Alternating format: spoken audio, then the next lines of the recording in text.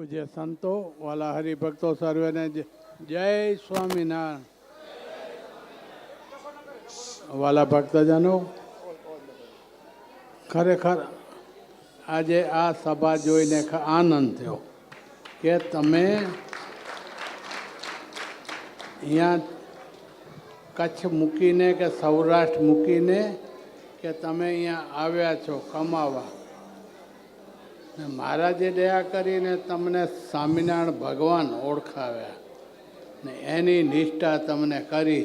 માનસ્વામી દયા કરીને આ સત્સંગ ભવન ઊભું કરાવી દીધું, તમારા માટે ઠાકોરજી પધરાવી દીધા. તો કેને માટે? તમારા માટે ને. અમને તો ભુજ મંદિર થયું જ હતું, પણ આ તમારા માટે દયામાં કરાયું. અહીંયા સંતોએ ખૂબ મહેનત કરી.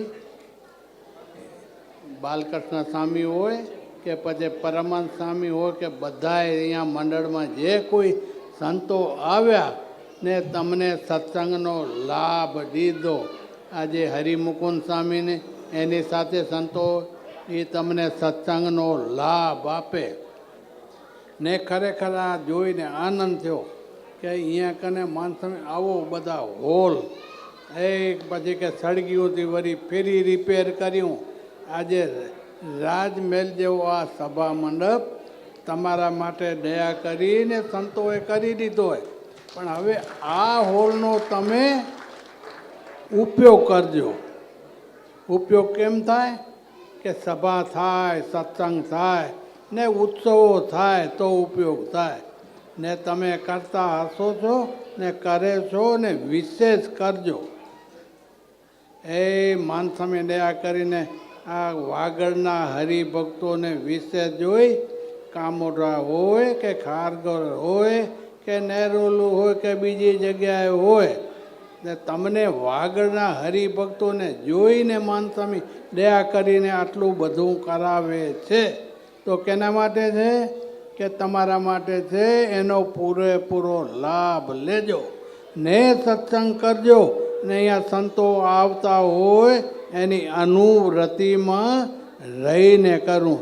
શ્રીજી મહારાજે તમને શિક્ષાપત્રી બધાને આપીએ, તમને આપીએ છે એવું નહીં, અમને આપી છે. ભાઈ બધાના નિયમ કયા, એ નિયમ પ્રમાણે રહી આપણે સત્સંગ કરવો. મહારાજની એક આજ્ઞા આપને પાડવાની છે ને તમે પાડો છો ને પાડતા રહેજો તો તમારા ઉપર ભગવાન રાજી થશે. ને આવું હંમેશા તમે સત્સંગને યાદ કરતા રહ્યો, આવી સભાને યાદ કરતા રહ્યો. મહારાજ શું કહ્યું? એ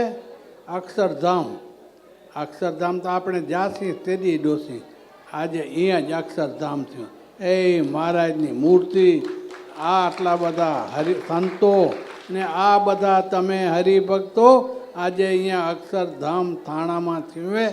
ને આ તમે બધા સત્સંગ કરીને આનો ઉપયોગ કરજો એવી નરના દેવના ચરણમાં પ્રાર્થના.